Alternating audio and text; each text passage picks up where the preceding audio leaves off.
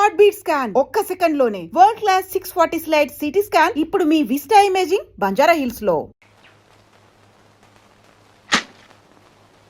ఏంటి ఎవరండి లోపల? ఎవరు కావాలండి? హాయ్ భార్గవ్ గారు తమకి అన్నయ్య అవుతాళ్ళండి, చెప్పండి. అయ్యో బాబోయ్ సమస్య తీరిపోయిందండి. రే లోపలకండి. ఏమిటండి ఇవన్నీ? ఏం లేదమ్మా, నీకు ఎంటర్టైన్మెంట్ తక్కువగా ఉందని భార్గవ్ గారు, అదే మీ అన్నయ్య గారు గాలి పంక అది మామూలు అనుకోండి, ఫ్రిడ్జ్ రేడియో టీవీ ఈసీఆర్ పంపించారు. రే లోపలెట్టండా. ఇవన్నీ కొంటున్నట్టు నాతో చెప్పలేదే? అయ్యో బాబోయ్ ఇక్కడ త్రిల్లే ఏండి, ఇవన్నీ అట్టుకెళ్ళి ఇంటికాడ ఎట్టండి, వెనకాల నేను వస్తాను. వీటన్నిటిని చూసేసరికి మా చెల్లెలు థ్రిల్ అయిపోవాలా అన్నారండి మీ అన్నయ్య గారు. ఏండి లోపలెట్టండ్రా. అయ్యి బాబోయ్ ఎట్టేశారండి. ఏండి ఇక్కడ సంతకం పొరవండి. ఎందుకు? అయ్యో బాబోయ్ మళ్ళీ థ్రిల్లా. ఏండి ఆయన ఉద్యోగంలో చేరినప్పటి నుంచి చూస్తున్నానండి, ఇసుకలో కలిపే సిమెంట్ దగ్గర నుంచి కరెంటు పోల్ మీద స్విచ్ల దాకా అన్ని చూసుకుంటారు, కరెక్టో కాదో లెక్కెట్టుకుంటారు. అది ఆయనకో థ్రిల్ అండి. ఇప్పుడు మీరు ఈ సంతకం పెట్టరనుకోండి నేను థ్రిల్ అయిపోతాను. అందుకని పొడిసేయండి. అమ్మయ్యా ఇప్పుడు థ్రిల్ లేదండి. రే రండిరా. అయ్యో రా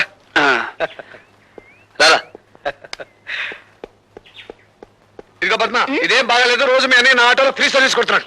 మీరు మాత్రం తక్కువ తిన్నారా? ఇల్లు ఫ్రీ, మీల్స్ ఫ్రీ, పైగా ఈ రోజు నుంచి ఎంటర్టైన్మెంట్ కూడా ఫ్రీ చేశాడుగా. ఎంటర్టైన్మెంట్ అదేమిటమ్మా? ఇదో థ్రిల్లా. కలర్ టీవీ వీసీఆర్ కొని పంపించావుగా. నేనా?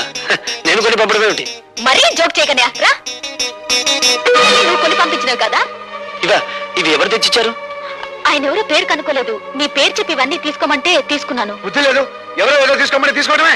శంకరం, ఏదో మోసం జరిగిపోయింది. ఇది ఆ రాజశేఖరం గారి కుట్ర. నేను తనకి లొంగడం లేదని ఆ సదానందం గారి చేత ఈ పని చేయించుంటాడు. నేను ఇప్పుడే వెళ్ళి. రండి బాబు రండి. ఈయనేనండి భార్గవ్ గారు, మీ పని కానివ్వండి. Mister Bhargava, we are from anti corruption bureau. మీరు కాంట్రాక్ట్ ని సంతకం చేయడానికి వీసీఆర్, కలర్ టీవీ, ఫ్రిడ్జ్ లంచంగా తీసుకున్నారని మిస్టర్ సదానందం రిపోర్ట్ చేశారు. అయ్యి బాబోయ్ ఇవన్నీ నేను పంపించింది ఏంటే? అమాయకులైన మా పద్మను మోసం చేసి ఈ సదానందం ఆ వస్తువులు ఇచ్చి వెళ్ళాడు తప్ప వాటిని నేను లంచంగా అడగలేదు. ఓర్ఖాండే ఎవరంటే నేను అనుకుంటారు. ఆ పైల మీద సంతకం పెట్టాలంటే ఇవన్నీ పంపించానే కానీ కుదరదన్నారు మీరు. రెండు గంటలు టైం ఇచ్చాయండి బాబు, అందుకే బ్లాక్ లో కొనుక్కొచ్చాను. అందుకు రుజువు ఏమిటి? రుజువండి ఇదిగోనండి. ఇవన్నీ ముట్టినట్టుగా ఆయన గారి చెల్లెలు నాకు సంతకం పెట్టి ఇచ్చిన రసీదండి. పద్మ సంతకం పెడితే నేను లంచుకుంటే నెల అవుతాను. ఆ సంగతి నేను చెబుతాను. మీరు సదానందంగా నేను లంచం అడగటం నా చెవులారా విన్నాను. సార్, మీరు ఆఫీసులో నేను లంచం ఇవ్వబోతే నాకు అక్కర్లేదు, ఏవైనా వస్తువులు కొని ఇంట్లో ఇచ్చేసి ముట్టినట్టు నా చెల్లెలతో సంతకం తీసుకుంటే చాలు అని కూడా అన్నారు సార్. ఒక ప్రభుత్వ ఉద్యోగంలో చేయి చేసుకుంటావా? మన భవిష్యత్తుకి మా భార్గవ్ లాంటి వాడు కదండి. Is gold medallist. వాడు రక్తం గోల్డ్, వాడు మనసు గోల్డ్, వాడు నిజాయితీ గోల్డ్. సారీ మిస్టర్, అతని నిజాయితీ నిరూపించుకోవడానికి కోర్టులు ఉన్నాయి. ఇన్స్పెక్టర్, ఇతను అరెస్ట్ చేయండి. కమాన్. ఇన్స్పెక్టర్ గారు, ఇన్స్పెక్టర్ గారు, మా అన్నయ్యని అరెస్ట్ చేయొద్దండి. అమాయకత్వంతో ఆ పేపర్ మీద సంతకం చేసి నన్ను అరెస్ట్ చేయండి. ఇన్స్పెక్టర్ గారు. ముద్దాయి భార్గవ ఒక కాంట్రాక్ట్ అక్రమంగా సదానందానికి ఇవ్వడానికి లంచం అడిగాడని, దాన్ని పరోక్షంగా పుచ్చుకున్నాడని సాక్ష్యాధారాల వల్ల నిరూపించబడింది. కనుక ముద్దాయి భార్గవకు ఐపీసీ సెక్షన్ 161 ప్రకారం 3 నెలలు సాధారణ జైలు శిక్ష విధించడమైంది. దీనంతటికి నేనేనండి కారకురాల్ని. నేనే. పద్మ పద్మ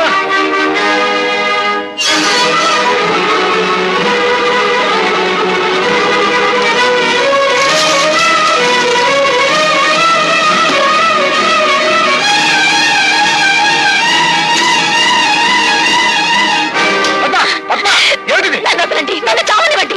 నా అజ్ఞానం మూలంగానే భార్గవ అనే జైలు పాలేడు. నేను చేస్తాను, నన్ను చావనివ్వండి. ఏమిటో నువ్వు చెప్పేది? అవును భార్గవ, నీ చేతిలో ఉత్తరాలన్నీ మీ నాన్న మీ అమ్మకి రాసినవే. అంతేకాదు మీ నాన్న ఈ జైల్లోనే ఉన్నాడు. ఈ జైల్లోనా?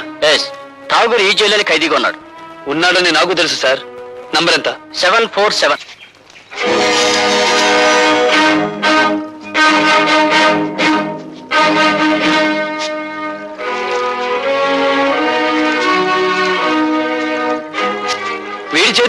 ఉత్తరాలు ఎలా వచ్చాయా అని ఆలోచిస్తున్నావా?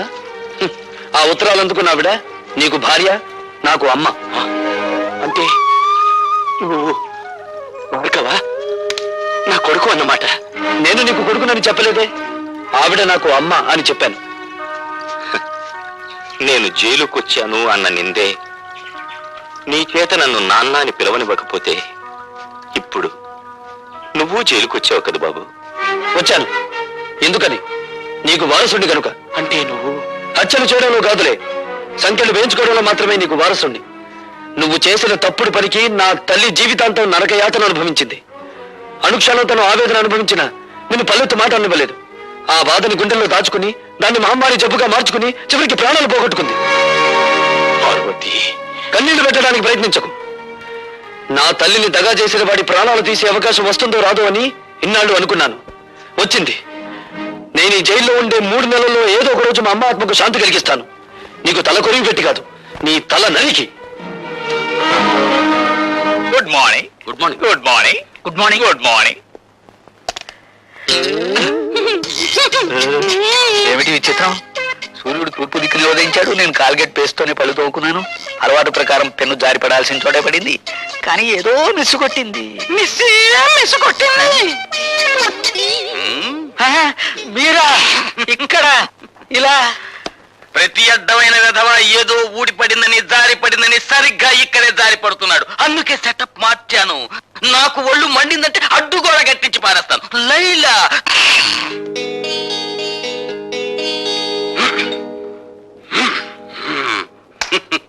లైలా నిర్భయంగా ఉండు. ఇక నుండి ఇక్కడ పెన్సిళ్ళు పెన్నులు ఏవి జారిపడ.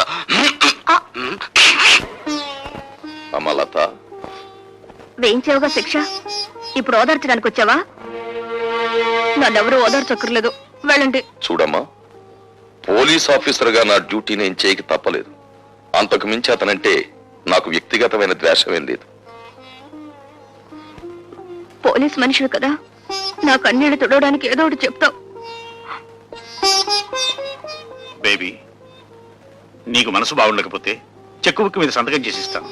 నీ ఇష్టం వచ్చిన చోటుకి వెళ్ళి విశ్రాంతి తీసుకోమ్మా. డాడీ, నేను లేకపోతే ఒక క్షణం కూడా ఉండలేనని చెప్పే మీరు కూడా నన్ను పంపించాలని చూస్తున్నారా?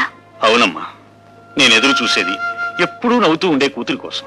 అంతేగాని నువ్వు ఒక్క క్షణం కన్నీరు పెట్టుకున్నా నేను ఓర్చుకోలేనమ్మా. అయినా అతనికి శిక్ష పడిపోయిన తర్వాత మనం ఇప్పుడు ఏమీ చేయలేం కదా. భార్గవ్కి 3 నెలలు శిక్ష పడినందుకు కాదు నేను బాధపడేది. రేపు అతను విడుదలై వస్తే అందరూ అతను ఖైదీలా చూస్తారు, అవినీతి పరుడని ఎగతాళి చేస్తారు. చూడమ్మా, అదే నీ బాధ అయితే అతను విడుదలైన తర్వాత సమాజం అతనికి అవినీతి పరుడు అని పేరు పెట్టకముందే నేనే ఒక కొత్త పేరు పెడతాను. ఏమిటిది? చీఫ్ ఇంజనీర్ గారి అల్లుడు అని. డాడీ, అవునమ్మా. Thank you daddy.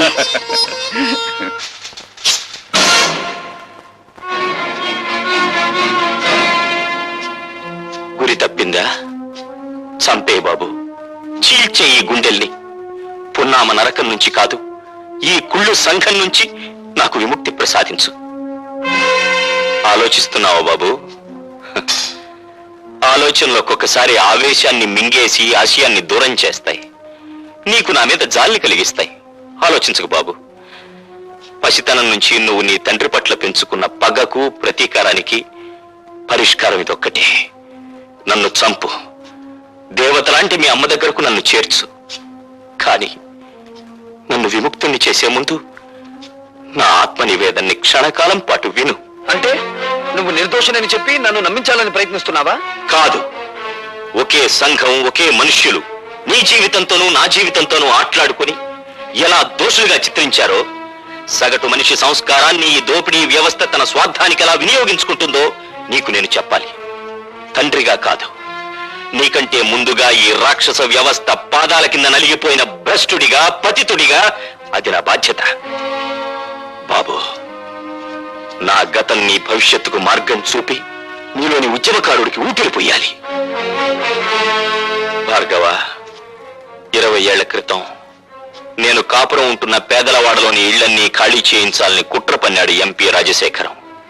ఆ కుట్రలో ఒక భాగంగా పేద ప్రజల ప్రతినిధినైన నన్ను తన ఇంటికి పిలిపించాడు. నువ్వేనా గుడిసెలకి లీడర్వి? నేను లీడర్ని కాను, గుడిసెల్లో మనుషులకు ప్రతినిధిని. నువ్వెంత కమ్ముడిపోతావు, నీ మనుషుల్ని ఎంత కమ్ముతావు? ప్రపంచంలో ఉన్న డబ్బంతా రాసులు పోసిన శ్రామికుడి స్వేదాన్ని ఖరీదు చేయలేరు. నువ్వెంత? నేను ఠాగూర్రా, మీ బెదిరింపులకు లొంగే మనిషిని గాను. ఏమిట్రా కూసో? నీలాంటి వాళ్ళు ఎందరు ఎదురొచ్చినా ఆ స్థలం నుంచి పేదవాళ్ళని ఖాళీ చేయించేది ఖాయం, ఆసుపత్రి కట్టించేది ఖాయం. సూర్యుణ్ణి గుప్పెట్లో బంధించాలనుకోవడం వెర్రితనం రాజశేఖరం. మమ్మల్ని ఆ స్థలం నుంచి ఒక్క అంగుళం కూడా కదిలించలేవు. ఎంత పొగరు! రండి రండి, లారీలో వచ్చి సామాన్లు ఎక్కించుకోండి. ఎక్కిద్దరా సామాను. జనార్దన్, ఏమిటిది? సామాన్ లారీలోకి ఎందుకు ఎక్కిస్తున్నారు? ఎందుకేటయ్యా, ఆ మహారాజు రాజశేఖరం బాబు పాక ఖాళీ చేస్తే 1000 రూపాయలు ఇస్తున్నాడు. 1000 రూపాయలు చేదా ఏంటి? ఎరా అమ్మ రోజా, అట్ట నుంచున్నావేంటమ్మా? వెళ్ళి సామాన్ తీసుకురాపో. జనార్దన్ ఆగు. నువ్వు మా నాయకుడివే కావచ్చు, కానీ మాకు లాభం వచ్చేటప్పుడు మాత్రం ఆపటం మంచిది కాదు. మీకు లాభం వచ్చే పని చేయించానయ్యా. పాకకి 5000 చొప్పున ఇస్తానని రాజశేఖరం నా దగ్గర ఒప్పుకున్నాడు. రేయ్, లారీలోకి ఇచ్చిన సామాన్ కింద దించండి రా. పాక 5000 ఇచ్చేంత వరకు ఎవరు ఖాళీ చేయొద్దు. ఏమండి, నిజంగానే ఆ రాజశేఖరం పాక 5000 ఇస్తానని ఒప్పుకున్నాడా? లేదు పార్వతి, నా వాళ్ళతో నేను అబద్ధం చెప్పాను. అబద్ధం చెప్పారా? అవును, డబ్బుకు లొంగిపోయి వాళ్ళు ఖాళీ చేయడానికి సిద్ధపడుతున్నారు. ఒకసారి భూమిని పెట్టుబడిదారులు ఆక్రమిస్తే తిరిగి అది పేదల చేతికి రాదు. ఏమిటి, 5000 ఇస్తే కానీ పాకలు ఖాళీ చేయరా? అవును, ఇప్పుడు 50,000 ఇచ్చినా ఖాళీ చేయరు. మరి వాళ్ళతో ఎందుకలా చెప్పావు? నీ రాజకీయాన్ని దెబ్బతీయడానికి. ఇప్పుడు మళ్ళీ నువ్వు 5,000 ఇస్తానని రాయబారం నడిపితే నేను 10,000కు ఒప్పుకొచ్చానని చెప్తాను. దాసు,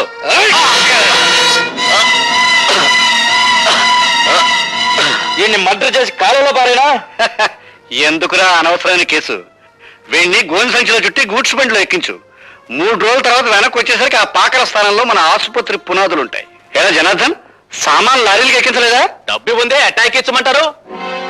డబ్బా ఠాగూర్ చేతికిచ్చి పంపించానే, మీకు ముట్టలేదా? ఠాగూర్కా?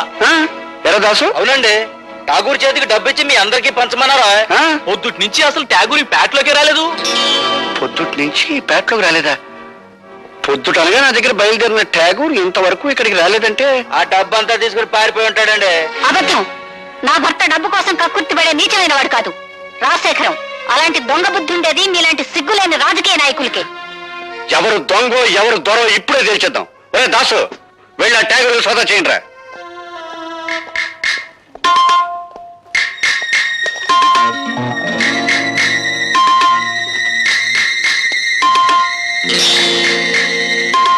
ఇదిగోనండి డబ్బు. ఏరా, ఇప్పటికైనా అర్థమైందా మీ నాయకుడి నక్క బుద్ధి? డబ్బింట్లో దాచేసి రాత్రి రాత్రి పెళ్ళం పిల్లలతో దాటేద్దాం అనుకున్నాడు. ఇలాంటి నాయకులు నమ్ముకుంటే మీ బతుకులు కుక్కల పాలవుతాయి. ఇదిగో జనార్దన్, ఈ డబ్బు ఇంటికి 5,000 చొప్పున నువ్వే పంచేయి. అట్లాగే బాబు. మరి దొంగ డబ్బు దాచిన వాళ్ళు ఏం చేయమంటారండి? ఇంకా ఏం చేస్తారు రా, మోట ఇంటిని తాలెట్టండి, తర్వాత వీళ్ళిద్దరిని కొట్టి తరివేయండి.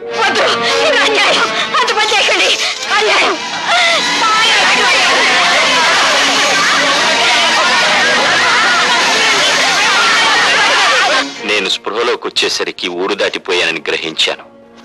అక్కడి నుంచి తప్పించుకుని మా వాడలోకి వచ్చాను. అంతా నిర్మానుష్యంగా ఉంది. రాజశేఖరం కోసం గాలించాను. వాడు రాజధాని వెళ్ళాడని తెలిసి వాణ్ణి వెతుక్కుంటూ వెళ్ళాను. ఏటి బాబు మీరనేది? అవును జనార్దన్, నువ్వు నీ బిడ్డ నా ఇంట్లో హాయిగా ఉండొచ్చు. ఇది సిటీలో నా గెస్ట్ హౌస్. మా పాకలు ఖాళీ చేయించినందుకు మా మీద ఎంత అభిమానం చూపిస్తున్నారు బాబు. రాజశేఖరం, నా భార్య బిడ్డలెక్కడా? బతికుంటే ఏ వీధుల్లోనో అడుక్కు తింటూ ఉంటారు, చచ్చుంటే వల్లకాట్లో ఏ నక్కలో వాళ్ళని పీక్కు తింటూ ఉంటాయి. ఒరేయ్! నీ దుష్ట రాజకీయంతో పేద ప్రజలకి, నా భార్య బిడ్డలకి అన్యాయం చేస్తావా? నిన్ను బ్రతకనిస్తే ఇంకా ఎన్నో కుటుంబాలు నాశనం అయిపోతాయిరా. అందుకే నిన్ను చంపి పేదవాళ్ళకి న్యాయం చేస్తా. దాసు, వాడిని పట్టుకో, పోలీసులు ఫోన్ చేస్తాను.